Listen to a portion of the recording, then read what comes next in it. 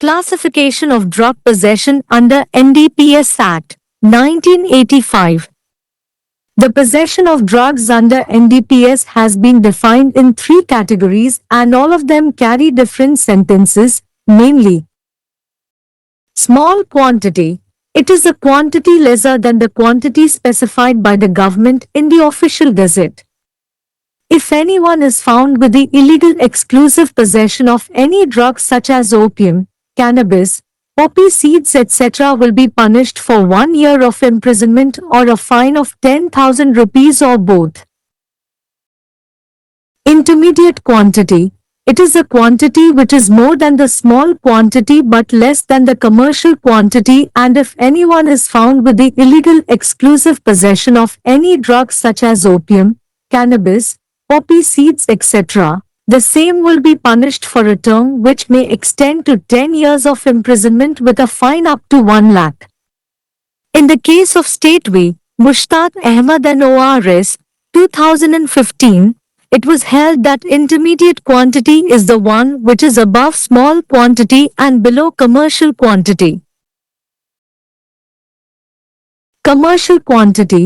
It is a quantity greater than the quantity specified by the government in the official gazette, and if anyone is found with the illegal exclusive possession of any drug such as opium, cannabis, poppy seeds etc., will be punished for a term which shall not be less than 10 years but which may extend to 20 years with a fine which shall not be less than 1 lakh but which may extend to 2 lakhs.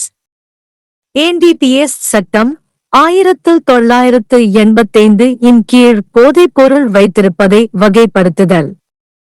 NDPS இன் கீழ் போதைப் பொருட்களை வைத்திருப்பது 3 வகைகளாக வரையறுக்கப்பட்டுள்ளது. மேலும் அவை அனைத்தும் வெவ்வேறு தண்டனைகளை கொண்டுள்ளன. அதாவது, சிறிய அளவு.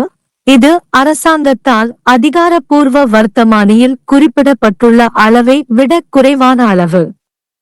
ஓபியம், கஞ்சா, பாப்பி விதைகள் போன்ற எந்தவொரு மருந்தையும் சட்டவிரோதமாக பிரத்யேகமாக வைத்திருப்பது கண்டறியப்பட்டால் 1 வருடம் சிறை தண்டனை அல்லது ரூபாய் 10,000 அபராதம் அல்லது இரண்டும் விதிக்கப்படும். இடைநிலை அளவு. இது சிறிய அளவை விட அதிகமாக ஆனால் வணிக அளவை விட குறைவாக இருக்கும் அளவு மற்றும் ஓபியம், கஞ்சா, பாப்பி விதைகள் போன்ற எந்தவொரு மருந்தையும் சட்டவிரோதமாக பிரத்யேகமாக வைத்திருப்பது கண்டறியப்பட்டால் அதே தண்டனை 10 ஆண்டுகள் வரை நீட்டிக்கப்படலாம்.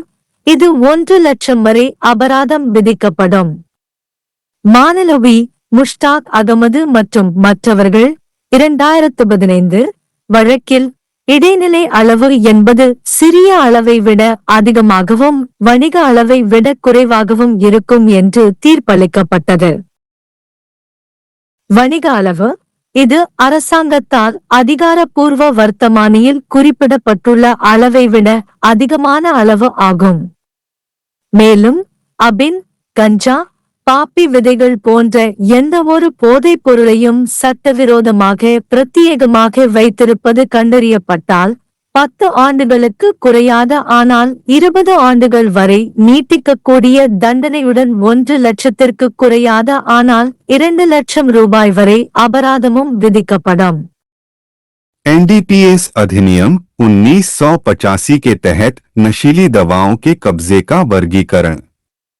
एनडीपीएस के तहत नशीली दवाओं के कब्जे को 3 श्रेणियों में परिभाषित किया गया है और उन सभी के लिए अलग अलग सजाएं हैं, अर्थात छोटी मात्रा, यह सरकारी राजपत्र में सरकार द्वारा निर्दिष्ट मात्रा से कम मात्रा है। यदि किसी व्यक्ति के पास अफीम, भांग, पोस्ट आदि जैसे किसी भी नशीली दवा का अवैध अनन्य कब्जा पाया जाता है तो उसे 1 वर्ष का कारावास या 10,000 रुपए का जुर्माना या दोनों की सजा दी जाएगी। मध्यवर्ती मात्रा। यह वह मात्रा है जो छोटी मात्रा से अधिक है लेकिन वाणिज्यिक मात्रा से कम है, और यदि किसी व्यक्ति के पास अफीम, भांग, पोस्ट आदि जैसे किसी भी नशीली दवा का अवैध अनन्य कब्जा पाया जाता है तो उसे 10 वर्ष तक के कारावास और 1 लाख तक के जुर्माने की सजा दी जाएगी। राज्य बनाम मुश्ताक अहमद और अन्य 2015 के मामले में यह माना गया कि मध्यवर्ती मात्रा वह है जो छोटी मात्रा से अधिक और वाणिज्यिक मात्रा से कम है। वाणिज्यिक मात्रा यह सरकार द्वारा आधिकारिक राजपत्र में निर्दिष्ट मात्रा से अधिक मात्रा है, और यदि किसी व्यक्ति के पास अफीम, भांग, पोस्त आदि जैसे किसी भी मादक पदार्थ का अवैध अनन्य कब्जा पाया जाता है तो उसे कम से कम 10 वर्ष की सजा दी जाएगी, जिसे 20 वर्ष तक बढ़ाया जा सकता है, तथा जुर्माना 1 लाख रुपए से कम नहीं होगा, जिसे 2 लाख रुपए तक बढ़ाया जा सकता है।